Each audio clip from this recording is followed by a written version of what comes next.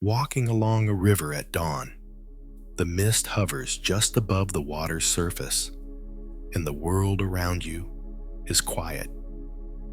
In this moment, as the first rays of sunlight break through the clouds, you might feel a brief sense of perfect peace, a glimpse of something beyond the ordinary. This is but a shadow of what we call nirvana. The journey toward understanding nirvana begins not with complex philosophy, but with a simple question. Have you ever felt completely at peace? Perhaps it was during a moment of profound joy, or in the depths of meditation, or simply while watching a sunset. That feeling when time seems to stop, when your mind is perfectly still, when suffering momentarily ceases, that is your first hint of what nirvana might be. But what is nirvana truly? It is both simpler and more profound than most imagine. Nirvana is not a place you go when you die. It is not a heaven with golden palaces or streets paved with jewels. It is not eternal bliss or perpetual happiness in the way most conceive of these states. Nirvana is, at its essence, the complete extinction of suffering. The word itself gives us insight. Nirvana comes from the Sanskrit, meaning to blow out or to extinguish, like a flame. What is being extinguished? The flames of greed, hatred, and delusion that cause suffering in our lives. When these flames are fully extinguished, what remains is perfect peace, perfect wisdom, perfect freedom. Close your eyes for a moment. Breathe deeply. Feel the air entering and leaving your body. Now, imagine your mind as a sky filled with clouds of thoughts, emotions, desires, fears. Nirvana is the realization of the pure, boundless sky that exists when all clouds have dispersed. It has always been there, but rarely do we perceive it through the constant movement of our mental weather. Understanding nirvana requires understanding suffering, what we call dukkha. Look at your own experience. Is there not always a subtle dissatisfaction even in your happiest moments? A feeling that something is incomplete, impermanent, or somehow lacking? This is dukkha, and it permeates our existence like a fine mist, sometimes barely noticeable, sometimes overwhelming, but always present. Why does this suffering exist? Because we cling to what cannot last. We desire permanent satisfaction from impermanent conditions. We identify with a self that is, upon closer examination, merely a process of ever-changing components, thoughts, feelings, perceptions, all flowing like a river, never the same from one moment to the next. Consider your own body and mind right now. Are they the same as they were 10 years ago? 1 year ago? Even 1 moment ago? Each cell, each thought, each feeling arises and passes away. Yet we grasp onto the illusion of a permanent, unchanging self. And from this fundamental misunderstanding, suffering is born. Nirvana is the cessation of this clinging, this craving, this misunderstanding. It is seeing reality as it truly is, without the distortions of our desires and aversions.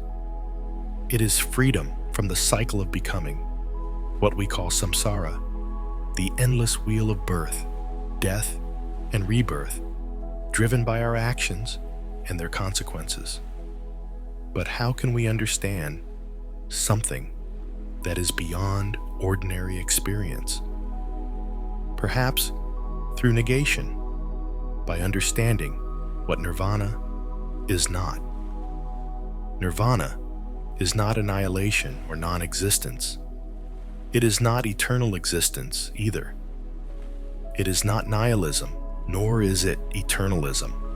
It transcends all such dualistic concepts. It is, in many ways, ineffable, beyond words, beyond concepts, beyond the reach of ordinary thinking. And yet, it is not remote or separate from your life at this very moment. Nirvana is not somewhere else. The potential for awakening exists here and now, within the very conditions of your current existence. This is why we say that Samsara and Nirvana are, in the deepest sense, not separate. The difference lies not in the external world, but in how you perceive and relate to experience. Take a moment to look around you.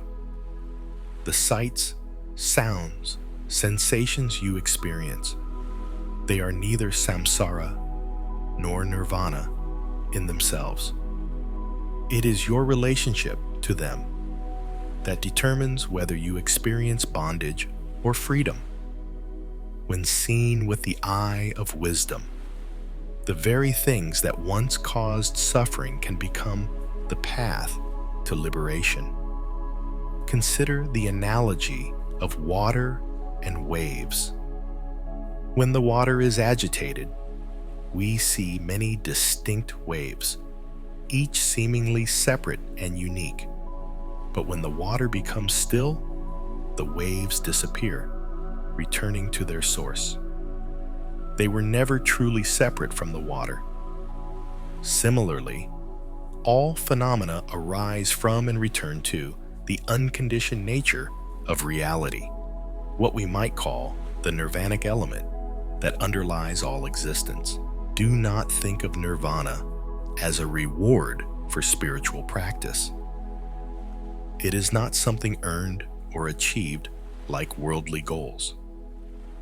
Rather, it is the natural state revealed when obscurations are removed, like the sun that has been there all along, hidden only by passing clouds. Your true nature is already complete, already perfect. Spiritual practice simply removes the veils that prevent you from recognizing this. As you travel this path, you may experience what we call glimpses of nirvana, moments of profound insight when the boundaries of self seem to dissolve, when reality is seen directly, without the filters of concept and judgment. These are not yet full awakening, but they confirm that the path is true and that liberation is possible. Take a moment now to reflect on your own experience. Have you ever had such a glimpse? A moment when the endless chatter of your mind fell silent? When you felt connected to all things? When suffering momentarily ceased? Remember this experience, for it is a signpost pointing toward nirvana. The journey toward nirvana begins with understanding the Four Noble Truths: the truth of suffering, the truth of its cause, the truth of its cessation, and the truth of the path leading to its cessation. This is not abstract philosophy, but practical wisdom to be applied in your daily life. Each moment of mindfulness, each act of compassion, each insight into the nature of reality brings you closer to awakening. And yet, paradoxically, as long as you strive for nirvana as something to gain in the future, it will elude you. True awakening happens when you fully inhabit the present moment, when you stop running after what does not exist and face what is directly before you. As the poet would say, what you are looking for is what is looking. The path to nirvana unfolds through understanding, practice, and direct experience. Let us explore this path more deeply, like travelers mapping an ancient territory, that exists both far away and right beneath our feet. Imagine yourself standing at the edge of a vast forest. This forest represents your conditioned existence, the world of thoughts, emotions, habits, and patterns that you have known all your life. The path through this forest is the Eightfold Path. Right understanding, right intention, right speech, right action, right livelihood, right effort, right mindfulness, and right concentration.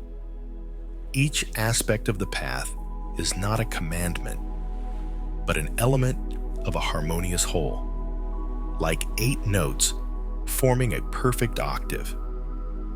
As you walk this path, you begin to notice something extraordinary. The very act of walking consciously transforms both the forest and the walker. This is because the path to Nirvana is not about escaping your current reality, but about seeing it with unprecedented clarity. When seen with the eye of wisdom, the forest of Samsara reveals hidden clearings of profound peace, what we might call Nirvana within conditions. This brings us to an essential understanding. Nirvana exists in 2 aspects. There is what we call Nirvana with remainder, the liberation experienced while still living in a physical body subject to the results of past actions. And there is Nirvana without remainder, the complete liberation after the dissolution of the physical body, when no trace of conditioned existence remains. But do not misunderstand. These are not 2 different nirvanas. They are 2 ways of experiencing the same unconditioned reality, like viewing the same mountain from different vantage points. The awakened one experiences nirvana here and now, even while engaged with the world. After death, the experience continues without the limitations of physical existence. Take a moment to contemplate this. What would it mean to be completely free while still living in this world? To act without being driven by craving or aversion? To love without attachment? To see without judgment? This is not an abstract state, but a radical transformation of your relationship with everyday experience. Let me share with you 4 progressive insights that mark the journey to Nirvana, what we call the 4 Stages of Enlightenment. Each stage represents a deepening realization of the true nature of reality and a corresponding release from suffering. The first awakening comes when you directly experience the illusory nature of the separate self, when you see that what you have called I or me is not a fixed entity, but a fluid process. At this stage, the thickest chains of self-identification begin to loosen, and you enter the stream that flows inevitably toward Nirvana. Ask yourself, what would remain if you released your rigid identification with your thoughts, your history, your social role? The second awakening brings a dramatic weakening of sensual desire and ill will. The mind becomes increasingly established in loving kindness and contentment. The world still appears much as before, but your relationship to it has fundamentally changed. Experiences no longer so easily trigger reactivity or craving. Consider, how would you experience pleasure and pain if you were not constantly chasing one and avoiding the other? The third awakening brings complete freedom from sensual desire and ill will. Only the subtlest traces of self-identification remain. At this stage, profound contentment becomes your natural state. You return to the world as a compassionate participant, no longer driven by personal need or fear. Reflect on this. How would you relate to others if your happiness did not depend on getting anything from them? The fourth awakening is complete liberation, full nirvana. all traces of ignorance and self-identification dissolve. What remains is unshakable peace, boundless compassion, and perfect wisdom. The awakened one continues to live and act in the world, but is no longer of the world in the same way.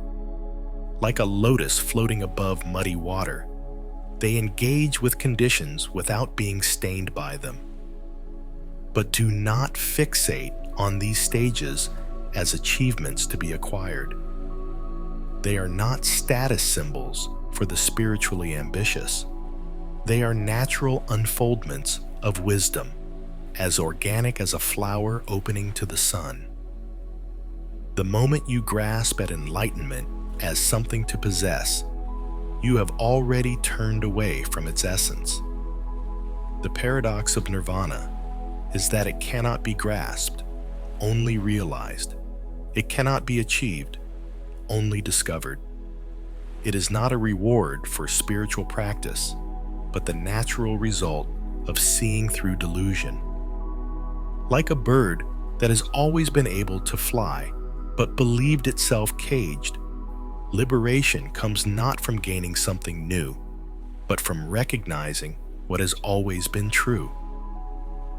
Now, let us examine more closely what is meant by extinguishing in the context of nirvana. What exactly is being extinguished? Not consciousness itself, not awareness, not life, but rather the three poisons that fuel suffering: greed, hatred, and delusion. When these fires no longer burn, what remains is not darkness, but the clear light of awareness. Not absence, but fullness. Not constraint, but perfect freedom. I invite you to experience a taste of this now. For just a moment, observe your breath without trying to control it. Feel the sensation of air flowing in and out. Now, expand your awareness to include sounds around you, sensations in your body, thoughts arising and passing in your mind. Simply observe without judging, without identifying, without clinging. In this spacious awareness, you may sense a quietness that exists beneath all activity, the peace that is not the opposite of noise, but transcends the very duality of peace and disturbance. This is a glimpse of what we call the unconditioned, that which does not arise from causes and conditions, that which is not fabricated or compounded, that which does not come into being or pass away. Nirvana is not something that is created or achieved. It is what remains when all that is unnecessary falls away. Consider a candle flame. When it is extinguished, where does the flame go? It doesn't go anywhere, because it was never a thing that could come or go. It was a process dependent on conditions. When the conditions cease, the process ceases. Similarly, what we call the self is a process dependent on conditions, not an entity. Nirvana is what is revealed when the conditions for suffering, namely ignorance and craving, no longer arise. And yet, nirvana is not annihilation. It is not an erasing of existence, but a transformation of how existence is experienced. The awakened one does not disappear or become less alive. On the contrary, freed from the constraints of self-centeredness, they are more fully present, more completely engaged with life, more authentically responsive to the needs of all beings. This points to another essential aspect of nirvana. It is inseparable from compassion. As the boundaries of self dissolve, the suffering of others is no longer experienced as separate from one's own welfare. Action on behalf of all beings arises spontaneously, not from duty or moral imperative, but from the direct perception of interconnectedness. This is why the awakened ones often choose to remain engaged with the world rather than dwelling in isolated bliss. Because Nirvana's perfection naturally expresses itself as compassionate activity. As you contemplate Nirvana, remember that it is not an escape from life, but the discovery of its deepest dimension. It is not a rejection of the world, but the ability to embrace it completely without being bound by it. It is not the end of the journey, but the realization that the journey itself, when walked with awareness, has always been the destination. The journey toward Nirvana transforms not only your understanding, but your entire way of being in the world. Let us explore how this transformation manifests in everyday life, and how the unconditioned reality of Nirvana intersects with the conditioned reality of your daily experience. Consider water in its different states: liquid, solid, and vapor. Though the underlying substance remains H2O, its manifestation and qualities change dramatically depending on conditions. Similarly, consciousness experiences different states: ordinary consciousness bound by ignorance, transitional consciousness awakening to wisdom, and liberated consciousness abiding in nirvana. The underlying awareness is the same, but its quality and expression are transformed. This understanding challenges a common misconception that nirvana is a state of consciousness fundamentally different from your current awareness. Rather, it is this very awareness freed from distortion, like a mirror wiped clean, reflecting reality precisely as it is.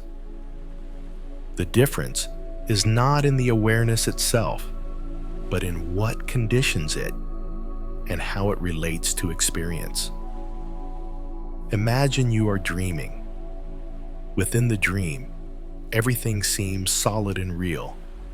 You experience pleasure and pain, desire and fear, all seemingly substantial. Then suddenly, you become aware that you are dreaming. In that moment of lucidity, nothing in the dream changes. The same images continue, but your relationship to them is radically transformed.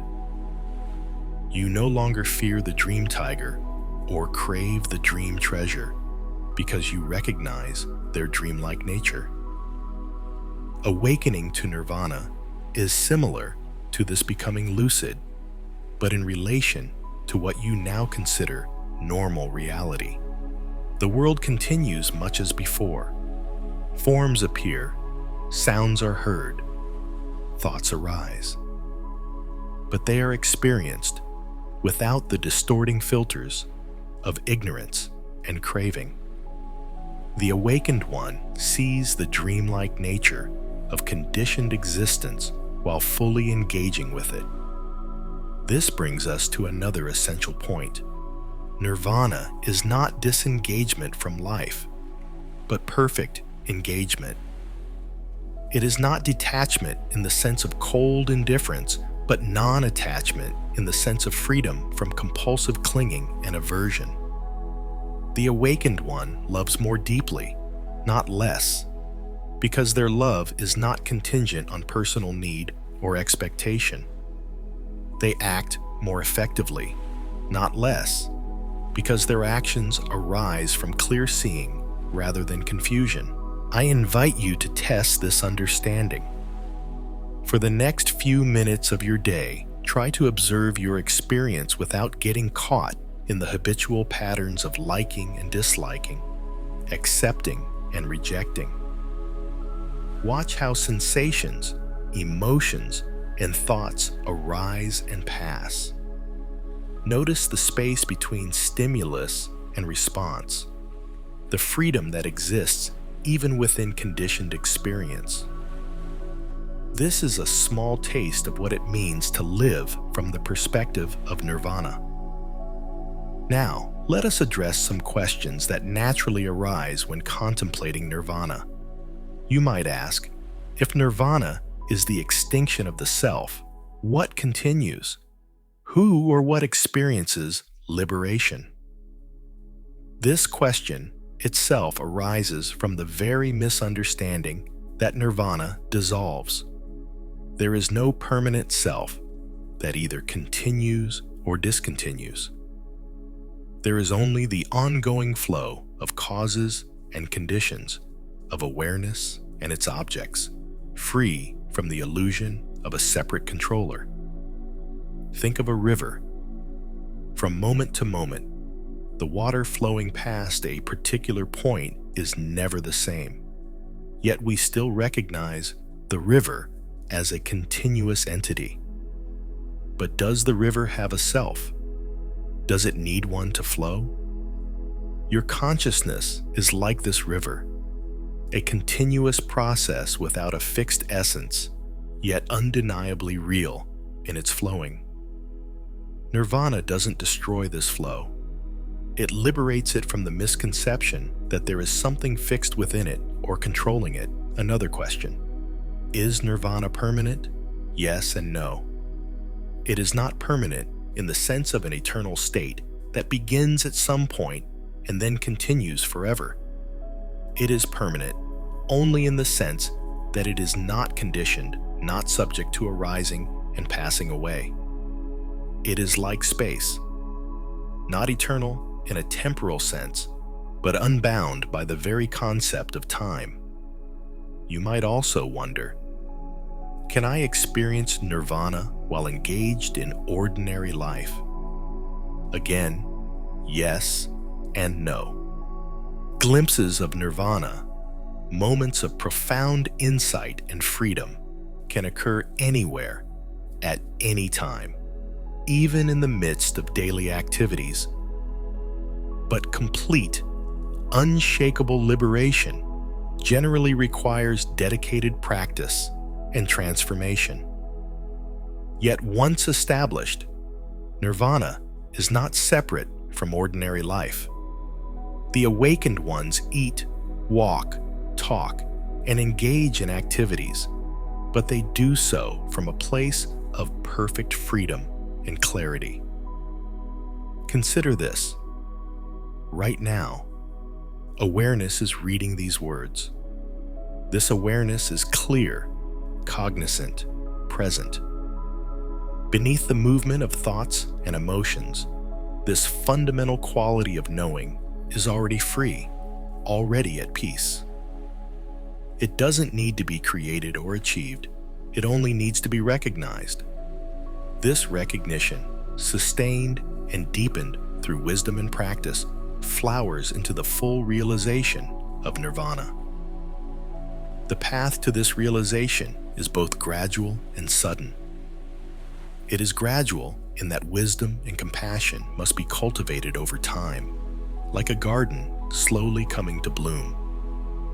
It is sudden in that the final breakthrough to nirvana happens in an instant, like the last drop of water that causes a cup to overflow. Both aspects are necessary, patient cultivation and sudden insight interweaving like warp and weft to create the fabric of awakening.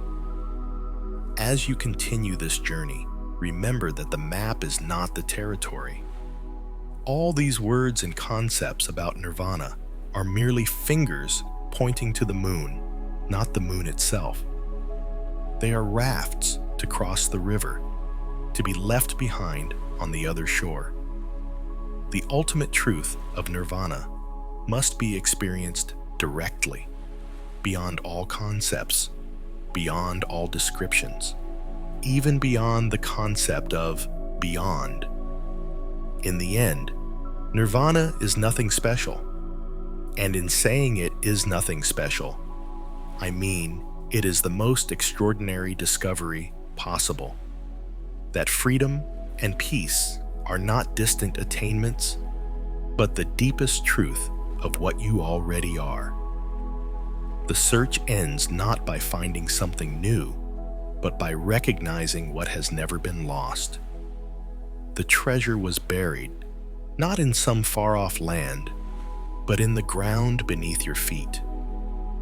The journey of 1,000 miles ends exactly where it began, but with new eyes to see the wonder that was always there.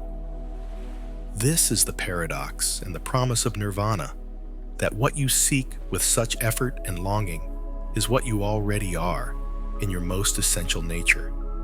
The clouds that seem to hide the sun are themselves made of sunlight. The waves that seem separate from the ocean are the ocean itself in motion.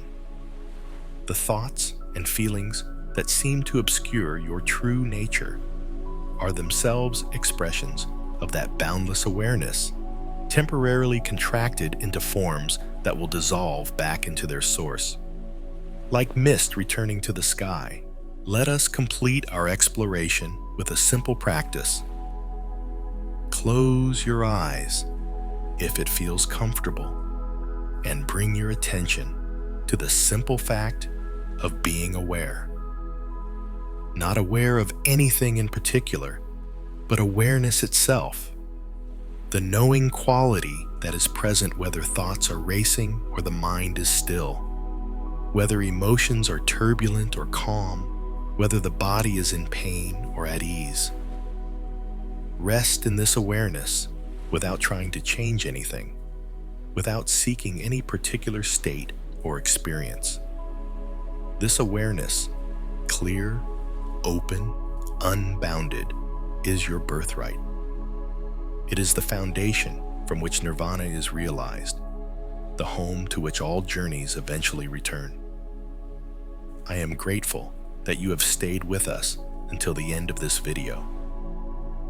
Your dedication to understanding these profound teachings speaks to the wisdom that lives within you. I would be honored to hear your thoughts, questions, or personal experiences in the comments below. What resonated with you? What challenged you? Have you had glimpses of the peace we've explored?